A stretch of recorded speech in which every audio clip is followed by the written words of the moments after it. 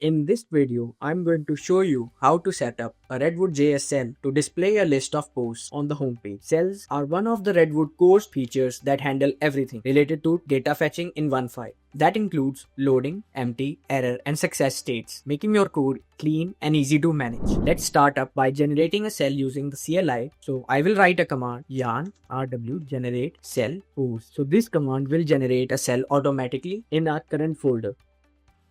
So as you can see, the Redwood CLI automatically generated the cell component for us to use. So now let's clear the terminal, and now let's add to the VS Code and see our cell created in the refs folder in the component, as we can see by the post cell. So the main part is success block. This runs when the data is successfully loaded and we loop through the posts and render each one with a title and a body. And it also has empty, success, and failures like these ones, loading, empty, and failures. So to use the cell, all you have to do is go to your main page. So mine is pages home page, and now you have to import the cell, import post cell, and now to use them we have to make a tag post cell and closing the tag. So now let's see if our cell is working correctly or not. So I will run the server.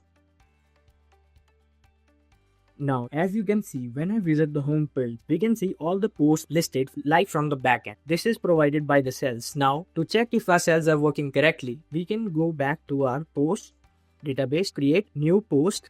This is test for cell, Redwood cell testing. We save it and go back to our home page and see if the cell gets updated or not. And as you can see, the sixth one gets appeared with the title of test for cell and Redwood cell testing. So that's the power of RedwoodJS Cells, structured, declarative, and super developer friendly. Thank you.